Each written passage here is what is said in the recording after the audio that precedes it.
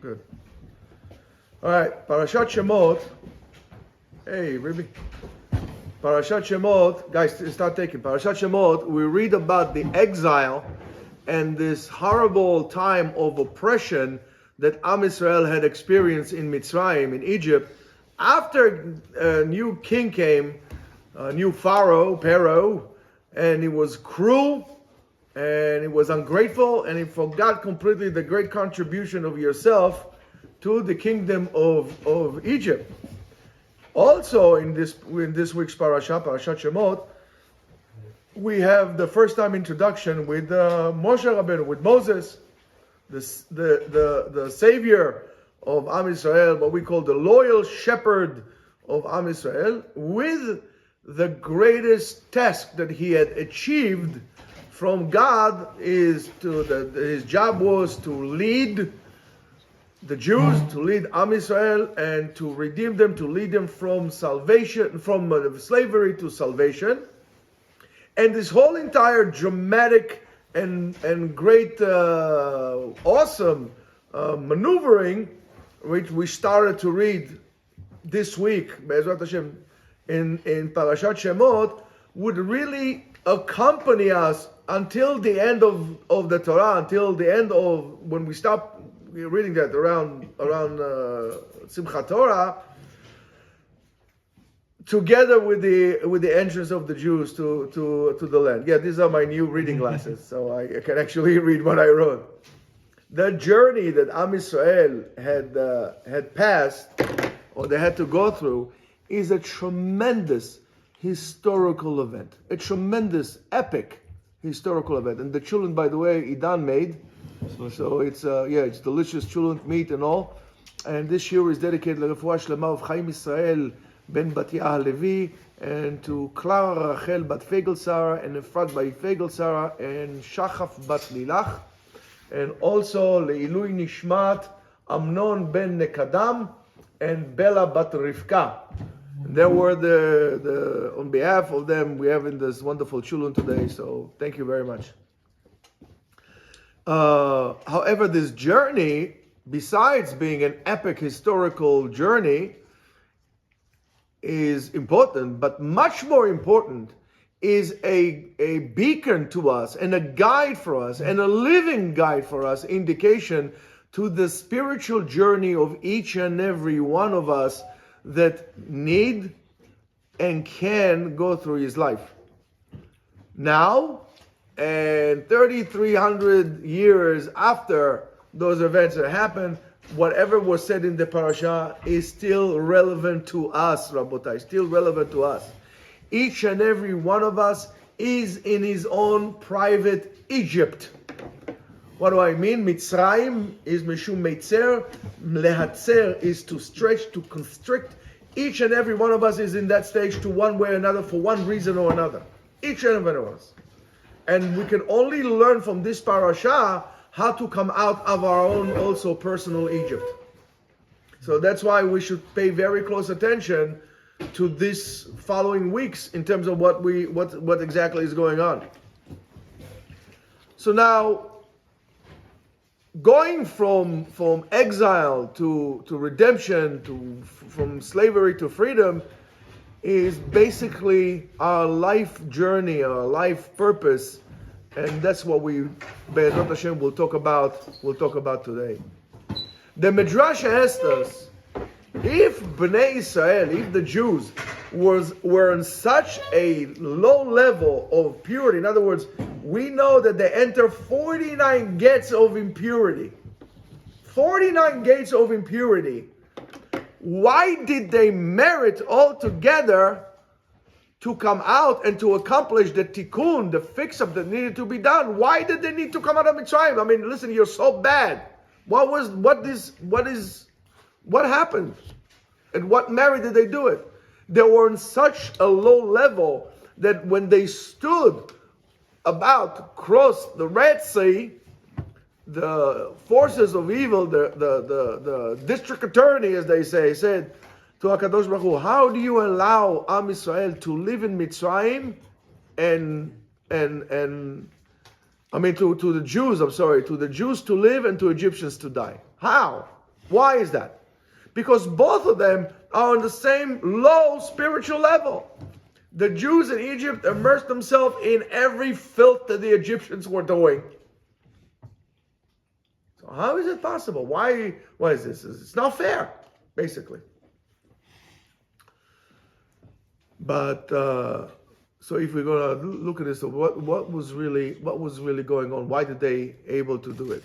And this is a tremendous lesson to all of us. What allows us to come out of Egypt was the outlook of God to that particular particle in Bnei Israel, which is the particle that exists in any human being, that could never be, and especially by a Jew, that could never be blemished. It's pure. It's beyond our ability to ruin and to destroy. That exists in everyone. And this is the part that never gets contaminated and doesn't get dirty and does not become impure. Even if you do horrible things, that's always going to stay pure in you. So now that's another reason or another way to look at tzaddik v'ra lo, rasha v'tov lo, mi yodea. We don't know exactly how HaKadosh Baruch Hu looks at things and does things, and that's not for us to examine. We should not be asking those questions. We'll see later on why asking too many questions is bad for you. Questions should be asked to clarify, to do better. But just certain questions should not be asked, and I'm going to tell you why. And that's the question that everybody asks all the time. Where was God here? Where was God there? When people ask, where was God in the Holocaust? Where was God in October 7? Well, he was in the same place where you were doing what you were not supposed to be doing. The same place. Nothing changed. Don't ask those questions because it's beyond your ability to understand. And this is the kind of question you don't want an answer to anyway.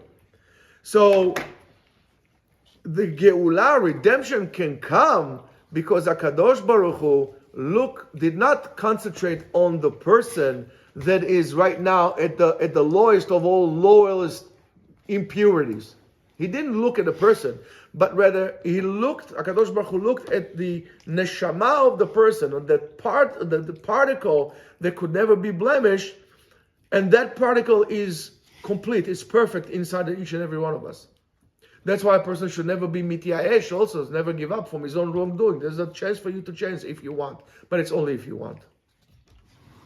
The Mekubalim tells us that the reason that Bnei Israel merited that redemption was because HaKadosh Baruch Hu looked at that particle, which was perfect. But even more important than that, right, is how could we awaken this merit for ourselves as well? Is there a way that we could awaken that to really, reflect a certain light over our life, so we could benefit from it, or we could not fall down? Is there a way for us to do so? And the answer is, you might not agree with me, but I'm going to tell you the answer seems to be pretty simple. And why is that? Because we know, what do we know, Idan? We know, that I already said. We know that in the same way in which you refer to God, God refers to you. You determine how much of God is going to be in your life. And according to your will, God is going to be in your life. The way you act to God, that's how much God acts to you. You said that you don't believe in God, but you could choose not to believe in God. We're not going to burn you in a stake if you choose not to believe in God. But don't come crying wolves when the wolves actually are banging on your door. Don't ask me where God was when you asked for salvation, when you didn't look for Him the rest of your life. That's the way it is. The way also we refer to other people. And that's why we say, V'ahavta l'reacha kamocha, the way we act to other people.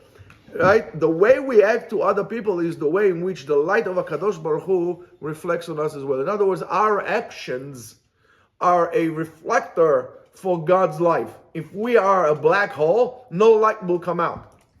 If we are a pure reflector, right, the pure light will come in, and that's the level that Moshe Rabbeinu came, which is called Aspaklaria Meirah. He was a perfect reflection. In other words, the light that came in, there's a light that came out without any distortion whatsoever. How pure are you? And that's really corresponds with what we are doing in the morning in terms of the Mesilat Yesharim. Now, and so therefore that means that if that person finds a good spark, he finds a good place in the heart of someone, right? When you see him doing something bad, right? Don't look just at what he did bad. Look at what good inside there is in him also. Then HaKadosh Baruch Hu, if you're going to be able to do that, HaKadosh Baruch Hu is going to also look at you in a good way regardless of what you do. Regardless that your actions are not bad, are not so good, they're not perfect, God would look at you as you're perfect because this is how you choose to reflect to others. You determine, in other words, your own fate. You determine your fate. You determine what people call luck. There's no such thing as luck. Luck is is the bed that you made for yourself. That's the bed you're going to sleep in. You cook, then we say, Misha tarach be'erev Shabbat, yochal be'Shabbat. You prepare food, you're going to eat food. You didn't prepare food, don't come crying, I'm hungry. Why? Nobody told you to go play, NFL when you should have get ready to get something to eat. It's very simple. You put in the effort, you get result. And that's why parents are mistaken by allowing their children to go without any kind of responsibility, without any consequences to the actions, because what you're doing, you're thinking you are so nice and so overwhelmingly with chesed to your kids. What you're doing to your kids, you're actually bringing din on them. That chesed to no end would lead to din. The kids are going to bring judgments on themselves. And that's not good. So after the split of the Red Sea and them going free, while they were in the desert, Bnei Israel start to complain about how difficult it is and the conditions, and it's a long, long journey. And they remember about the great food that they had in Mitzrayim, the shish kebab that they had, and the fried fish, and the whatever else they ate there. However, some learned that from this description, that from a materialistic point of view, it wasn't really so bad for them, regardless of what the Midrashim like to tell us. It wasn't so bad. I mean, listen, you ate fish, you ate watermelons, you ate cucumbers, fresh fruit all the time, mango, pina colada, whatever you had there, right? Life was not so bad for you. It actually was pretty good. So therefore, what was so difficult in the exile of Egypt? What was so difficult there? Or if we're going to be more specific, what's so difficult in any type of galut, in any type of exile, per se? Not necessarily in Egypt, anywhere throughout history. So in the pshat, in the simple way to look at things, we know that when we are not in our country, and there are goyim around us, the nations around us, we, and pay attention, cannot really protect ourselves. We can't really protect ourselves because you're in the mercy of the nations. And as a proof of that, almost all throughout history, Jews were persecuted, they were harmed, and so on and so forth. There's no difference between the world today than the world 200, 300, 500,000 years ago. Unfortunately, and we'll see later on, even in Israel to a certain extent, in the land of Israel, the way we operated, I don't care how secular you are or how religious you are, we brought the galut with us to Israel. I just can't believe those people that moved to Israel, right? And again, I said it to you again. They're looking for Anglo-friendly, communities. Communities that are going to be all English speakers. So why in the world did you move to Israel? To be around Americans? I don't understand that. If you wanted an Anglo-friendly community, you should have stayed in, Kew Garden Hills.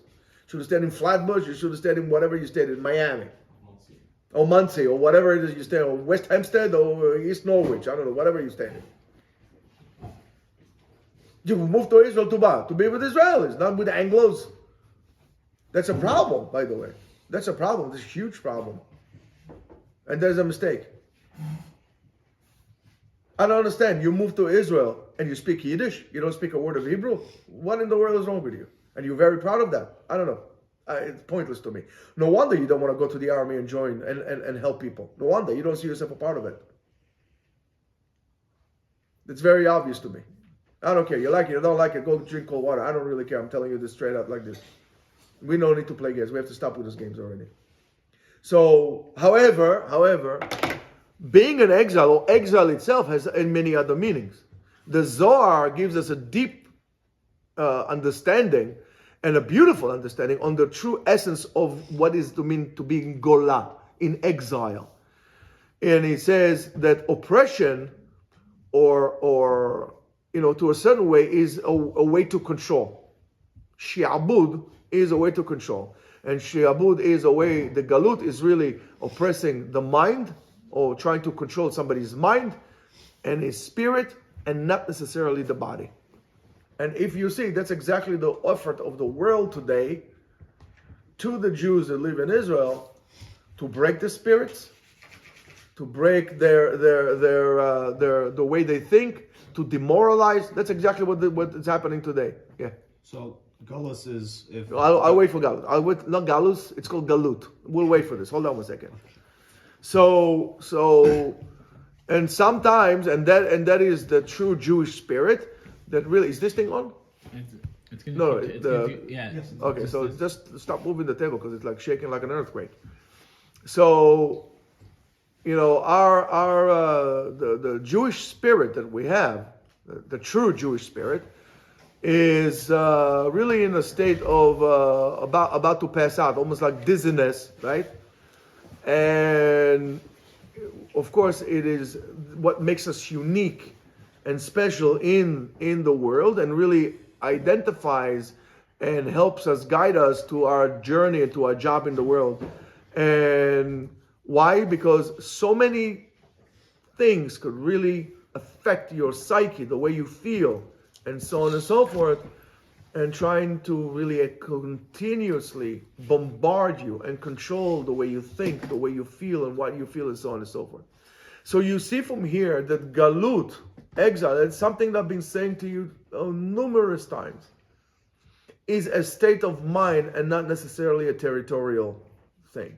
And I told you this again numerous times, that I'm living here in the States already for 37 years, and I did not feel the essence of Galut, of exile, until I went with my son to a bar mitzvah trip in Israel, and we were standing in front of Sha'ar Hulda on the southern wall, and my son said to me, I showed to my son, I said, well, these are the gates of Hulda. From here, these are the steps. They used to go to Har HaBayit, and the pilgrimage used to make they used to come from the city of David, and they used to go up, but now it's closed with bricks. Just to me, so one second, I don't understand. So why don't they open it? At that moment, I understood that we are in Israel, in Yerushalayim, and in Israel, in Yerushalayim, near the wall, near the Temple Mount, on the Temple Mount, I felt what's the essence of Galut. And I realized Galut is the way you think and not the way you are. It's very possible, right, that, you can still live in Israel and mentally still feel exile mentality, exile thinking, and dissidence and distance from the people. And those people that live in Israel that do not want to serve in the IDF are in a state of Galut. They don't feel that they belong. They don't feel they have a part of the land. They're like for all they're concerned, they might be in Australia as far as they are concerned. Maybe people in Australia would feel closer, a greater need to come to serve than the people that they sit in Bnei Brak or in Mea She'arim or in Ramot Bet Shemesh. Put this in your heads. It's very possible the person could be, his body is going to be free, but he's going to be in a prison of negativity, of negative thoughts, of fears, of anxiety, of frustration. There are many people among us that drive brand new Beamers or Mercs or whatever is Teslas or whatever is you're going to drive there. And you live with tremendous villas and mansions with 5, 6, 7, 8, whatever bedrooms with jacuzzis and mirrors on the wall and pink champagne on ice. You might have great families, beautiful families, great health, and still they are captives. And they feel captives by being depressed, by giving up, with sadness. And every single thing that does not happen or happens breaks the spirit. Unless they get exactly what they want, if there is a small deviation, they already throw a fit. That person is in prison. He's a prison. He's a prisoner. Okay, so this is a little difficulties. No, so what? You want to go to the gym. You want to go to the gym. You want to lift weights. You want to get ripped. You want to get shredded, but you don't want to have any cramps. You don't want to have any soreness. That's not going to happen. One of the pleasures of going to the gym is to get sore, right, Israel? No, you don't. You don't like to get sore after you work out? I love to get sore after I do a workout. If I don't get sore, I don't feel that I did a workout. If I'm not tired on Erev Shabbat, it does, for me, it feels like I didn't work hard enough. If I'm not exhausted when I'm coming to the Seder, I don't feel like I clean well enough. I like the difficulties. It's like a steel. You need to forge it. How do you forge the steel? You put it in high temperature. You take a hammer. You beat the daylight out of it. You heat it up again. You put it in cold oil, cold water, extreme. And then you get a fine steel, a perfect steel. You could take the perfect steel, never do anything to it. It's going to be useless. You can make a knife, it won't hold an edge, and it will fall, it will break. So if you don't get your way, you throw a hissy fit, or you start complaining and crying, you know that you're a prisoner. You're not a free man. You're not. However, there are people that other people control them, and they oppress them physically, but mentally, they are free as freaking good. As free bird, as they say. And I'm sure that with all the difficulties and all the sadness and the people that are in captivity in the Hamas, there are still people that our spirits are not broken, regardless of the difficulties they had. We know that the 6 captives that were shot in cold blood in the tunnels fought before they died. We know that. Are you willing to give up? Are you this kind of a person? Are you going to throw a hissy fit and cry like a little baby? Or be a man. Tough it up. Own your decisions. Own your mistakes. Own them. Fix them. Move on. That's a free man. That's a free man.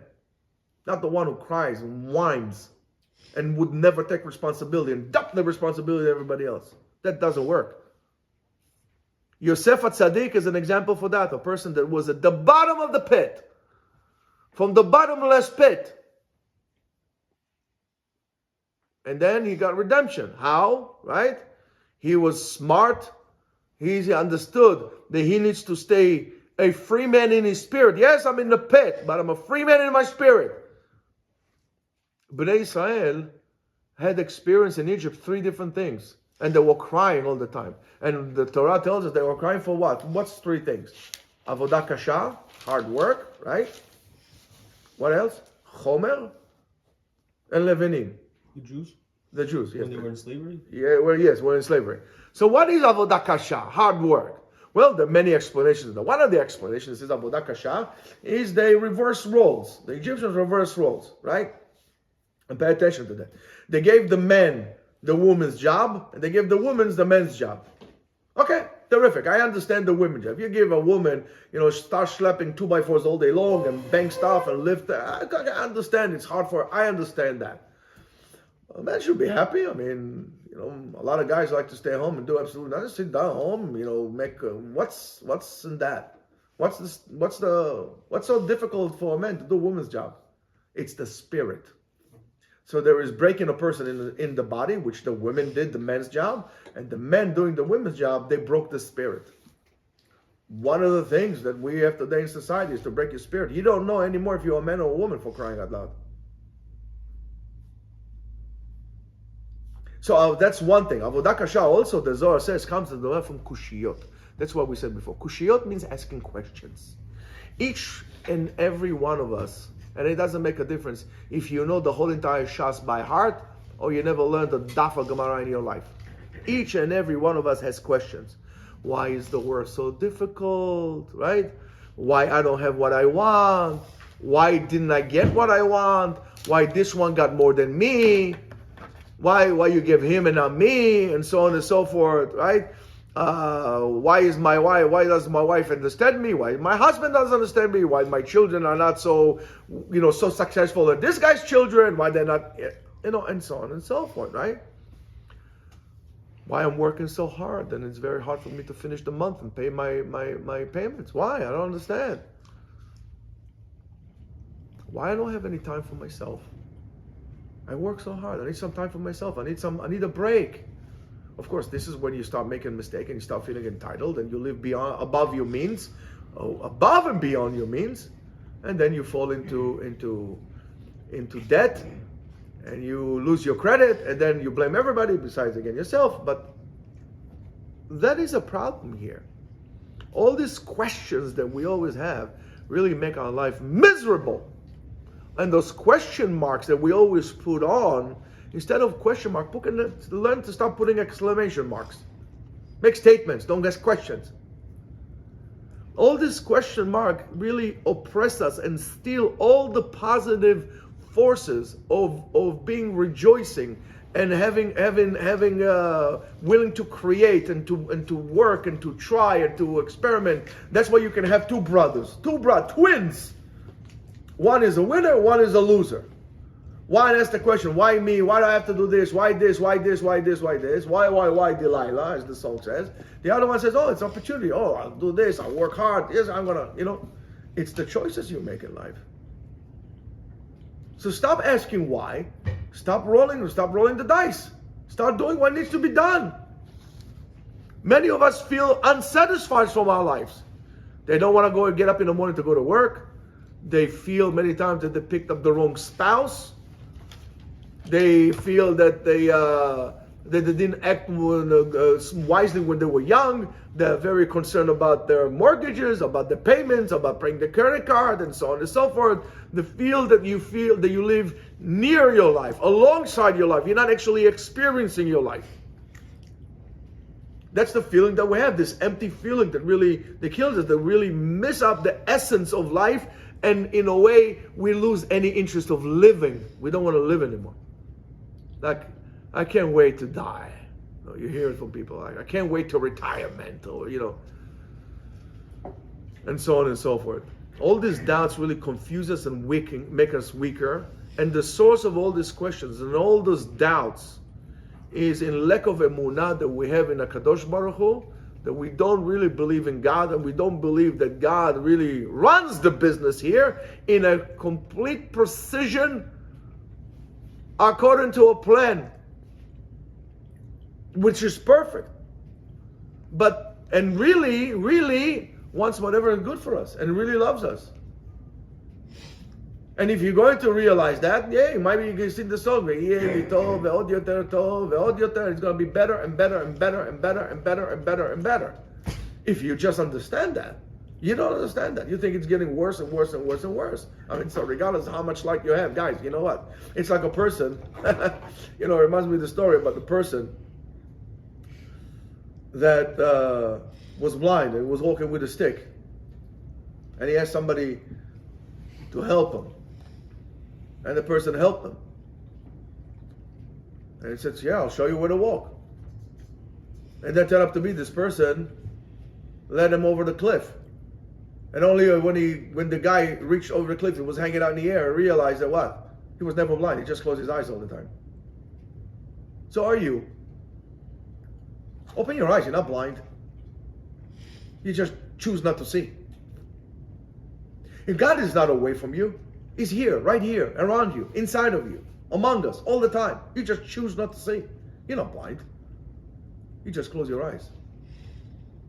A big problem is, or a portion of the problem is, that when you're going to wake up, it's going to be too late. You're going to wake up when God says, hey, how you doing, guys? He says, what do you mean? You God? He says, yes. He says, a person doesn't seem to be alive. So you're right, you're dead. But guess what? I was here all the time around you. Just open your eyes. Stop complaining. Stop being so negative. So, and if we would really internalize 100% this understanding, we would never feel a moment of confusion, a moment of frustration, a moment of sadness. As Chazal tells us, En simcha kehatarat hasfekot. There's no joy like Solutions. Or finding solution. Fine, I call it this way. You don't know, find a solution. That's why people are obsessed with problems. People are obsessed with creating problems. Most people, not only that they don't want to, are not interested in finding solutions. You find somebody a solution and say, listen, here's the solution. You have a problem, do A, B, and C. He doesn't want to do it. He doesn't want to do it. And one way for you guys to do it is stop watching the news. Stop. There's nothing you can do about what you see in the news. Nothing you can do about it. But there's much you can do about your life. Stop with it. Stop with it. And I'm so happy that they're going to stop, thank God, with this TikTok. I'm so happy. Maybe finally you guys are going to do something with your lives. Read a book, for crying out loud. How many of you actually took a book and read and finished a book? I don't know. Read Mark Twain. I don't care what you read. Read a book, for crying out loud. I don't understand that. You never read a book? I was going to tell me, no, it's Bitul Torah. I need to learn. But you're not even learning. You're making excuses. You're not learning. Read a book. If you learn all week long, Shabbat afternoon, sit down, read a book. Instead of taking a nap like a dead body, stop drinking so much on Shabbat. Take a book and read. I don't know, read, I don't know, who should you read? I don't know. Jack London, I don't know. Read Tolstoy, I don't care, read whatever you want. Read Larry McMurtry, Lonesome Dove, I don't know, read something. Read a book. Read the adventures of, I don't know what, who? Huckleberry Finn. Huckleberry Finn is great, but I was thinking Henry Bush. There's a whole series of this, detective stories. Take a book and read. Read biographies, read something. Read David Goggins, I don't care what you read. I like David Goggins. But stop with those stupid questions that you have. Why this and why that? You know why?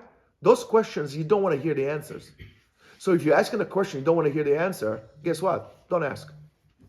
So that's avodah kasha, that's hard work. Chomer, according to the Zohar, mishum chumrot. The chamur sever, as a person is serious, you lost the joy of laughing. One thing that makes you lose the joy of laughing, you want to feel important. Stop feeling important. You know what's the biggest blessing for you? People are afraid that they're not going to remember. Nobody's going to remember me when I'm dying. No, it's not such a bad idea anyway. Because if you live to be remembered all the time, people forget you while you're alive. You could actually be free to do whatever you need to do, whatever you want to do. You can actually free to live life. Stop being most people are not remembered. How many people are remembered, let's say like the Rambam, like Maimonides, that every single day somebody is going to remember him? Most people won't, right?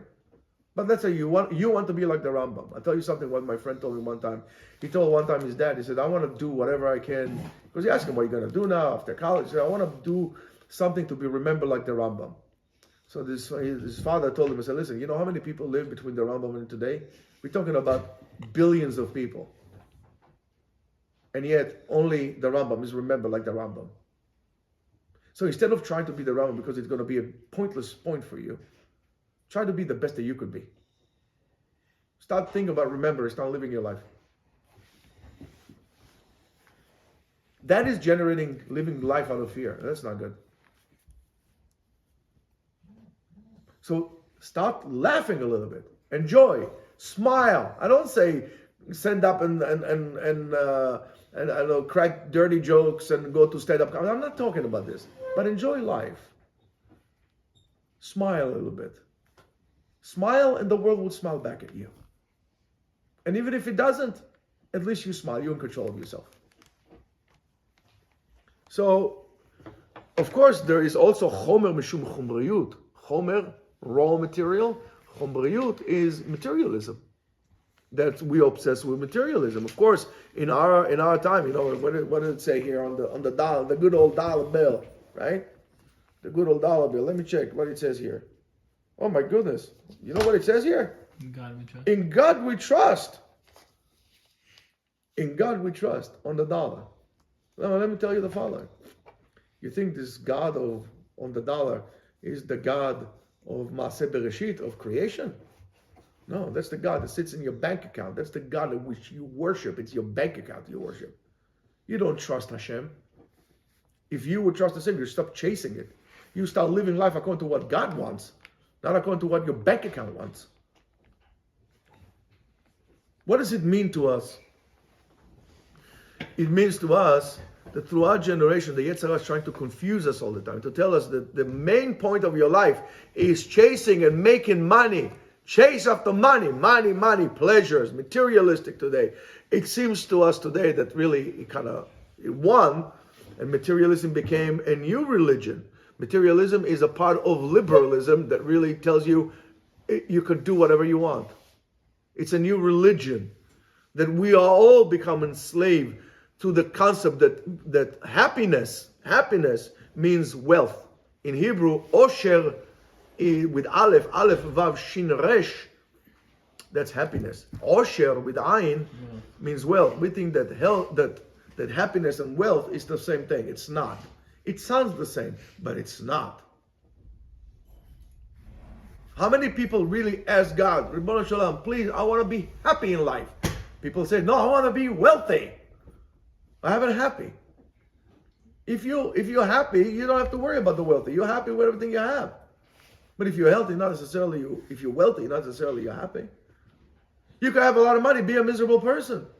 When in the world did you think that? When you make your decisions based about money, you are doomed not to be happy, not to feel fulfilled with your life. When was the last time you prayed to God and said, God, I want to live fulfilled life? When? Don't lie to me, you don't. God, please, I want to win the lottery. I want to do this. God, make this deal go through. I'll be so good to you. I'll put filling all day long. I'll every day I'll daven. Bli neder. I'll come to learn in yeshiva, between swipes on the phone. What are you joking? You're not worshiping God. It's a different religion you're worshiping. Right?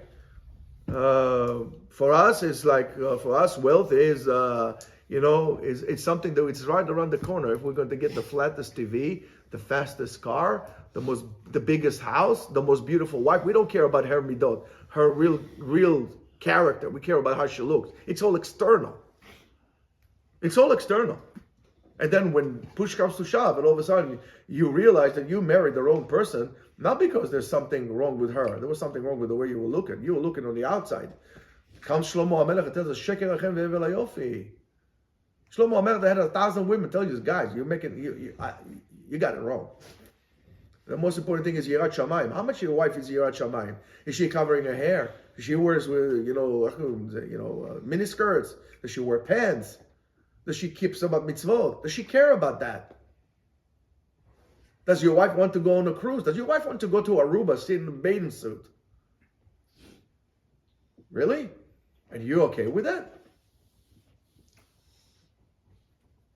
I don't understand that. That's chomriut, that's materialism.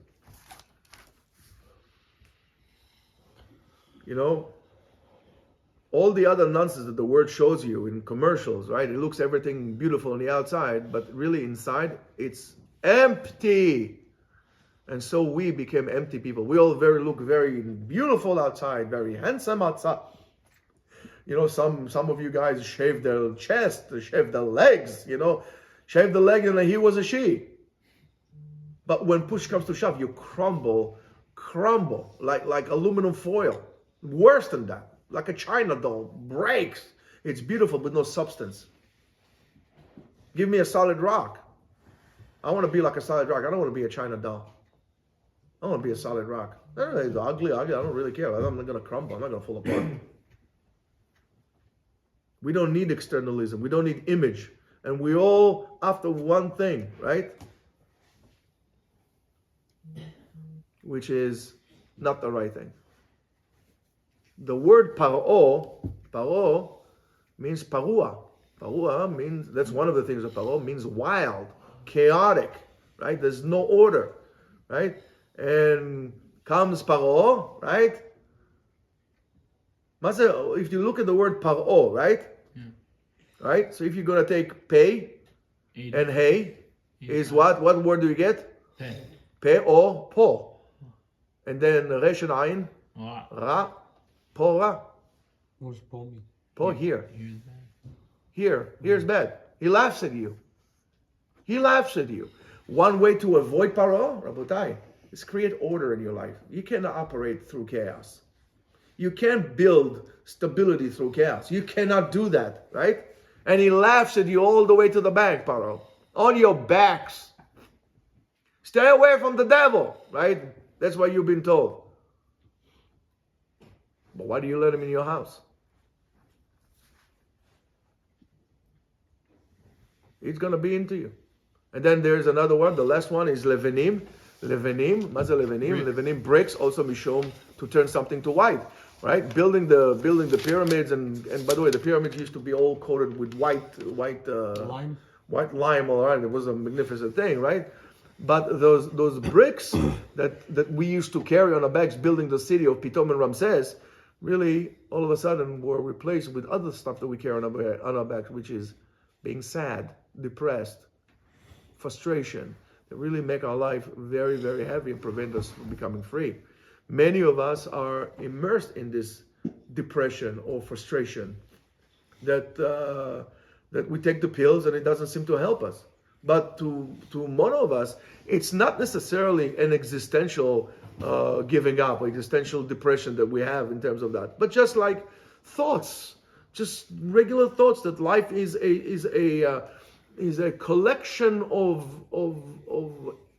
burden, the stuff that we have to do, what kind of jobs, tasks that we have to do, that really we should not be happy, and they don't make us happy altogether. They don't give us any satisfaction or anything. It's just, listen, I got to do it. I got to go to work. I got to do this. I got to put feeling on it. It's a burden for me. That's why a person is not sameach on the mitzvot. He's not sameach. He's not coming to daven. That's why a person does not understand, appreciate the Torah that was given to him to come and learn. He runs out of it because he thinks it's a burden for him. It's an obstacle for him to do. But what in the world are you doing with your life? You're doing absolutely nothing. So where are you running with your life? We got this disease of, we want to do something and finish with it quickly, finish this. Why are you rushing? Then you're going to look like this. Let me ask you a question. How many of us really understand or appreciate the importance of going to doctors? All of us. Doctors are important in life, right, Mr. Doctor? You want to be a dentist, second class. But let's say you want to be a doctor. Let's say you want to be, right, a doctor is important. It's important. So let's say, for example, Mr. Daniel, that should come here more often, Kung Fu master, wants to become a doctor. And he decided to go to, which one is a good medical school? Harvard Medical School, let's say. All right? NYU Medical School, good school. Yep. Don't go to Harvard, a whole bunch of anti-Semites. But let's say. Meanwhile, argument saying, Kidan is going to doctorate, but he wants to become, let's say, a medical doctor. Instead of that, he got his degree from a doctor's school online. Which one do you feel more comfortable going to? Daniel went to school. He went to school for, 12 years. You went to school 2 years, you finished this, you got like this. Why would you rather go to Daniel than, let's say, Chaz v'Shalom Idan? Why? Because he put 10 years. It's an effort. It's knowledge. And 2 years is not good for me. And yet you want to do everything in like 2 seconds? You need to understand, you need to put some hard work in. You don't put hard work, it's going to look like it. I told you 1,000,000 times. You do one thing, you do everything. The way you do one thing is you do everything. You do everything shelabella, that's how it's going to be the rest of your life. Quickly. No machshava, no thinking, nothing. Everything is a knee-jerk reaction to everything you do in your life. And your life is going to look like a blender. Like you put stuff, like a milkshake that you put everything inside. Put everything inside. And it's going to be murky. That's the problem. That's what gives us to depression. However, at least, for example, right, at least for people who are religious, at least their comfort is that they, if they're going to do mitzvot and they're going to do the right thing, maybe in the next world, the Olam Haba is going to give them, is going to be a little better for them, and at least over there it's going to be good. Here I'm suffering. But the truth of the matter is that this world was given for us also for us to enjoy. Not just to suffer. On the contrary, HaKadosh Baruch Hu made this world for us to enjoy. That's why we have the commandment on having children. Why we have children? To share the good that God is giving us in this world. If you don't see it, you're not going to have kids. And that's a good reason not to have kids, because you don't see the good. And if you're such a negative person, well, why do you need to have kids? To make those kids even more miserable than you are. So, this world is not some kind of like a lonesome, highway, or some kind of like a miserable train station, that you need to suffer through and then get through it and then pass it on. It's a place for us to enjoy and to benefit, and we can praise God. And this is the whole essence of this, the avodah of this world. And in this world, that's when we do the mitzvot and we see what God gave us and we appreciate it. Olam haba, you want to make a bracha, you can make a bracha. Here is to make a bracha. Making a bracha is, when I make a bracha, I'm about to eat an apple. I'm saying, man, I appreciate what God gave. God, I appreciate what you gave me. Thank you for the apple, for the fruit of the tree. And I smell it and I look at it and they said, this apple was created for me. A bracha for me is a way to say thank you, an appreciation of God. It's an acknowledgement that God is in the world and created it for me. It's not an obstacle for me to eat the apple. And again, I told you this 1,000,000 times. Do you eat to make a bracha, or you make a bracha to eat? It's the same actions, but totally different reasons. Now, also the word libun, what we call is called, the Zohar says libun halacha. Libun halacha is clarifying. In other words, to really clarify what's really is important in your life. And what's really important in your life is, what's my job in this world? What does God want from me? The feeling of lack of meaning, the existential lack of meaning that we have in our life is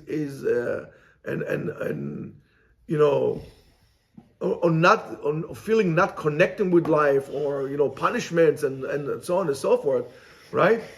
This feeling of not connecting, or not being able to enjoy life is probably lack of meaning is probably the biggest punishment that there is out there. You think about punishments, this, that, hell, shmel. This is not a punishment. Punishment is to live life with no meaning. So we need to ask yourself, what am I here? Why am I chasing what I'm chasing all this time after nothing? I'm spending my life giving chase to nothing. Right? A person can work all day long and to come at the end of the day exhausted, falling apart from being tired, but really he hasn't done anything of a meaning throughout his whole day. His whole day, there was nothing meaningful in his day. This experience of galut, on the other hand, right, is when a person looks for meaning, but in his imagination, he thinks that God is out there to get them. When you think that God is out there to get you, you're in exile. As far as I'm concerned, you can sit in the kotel and still have this mindset. Going back to exile. That's exactly what they had in mind. God is out there to get me. God is not out there to get you. And the whole world is against you.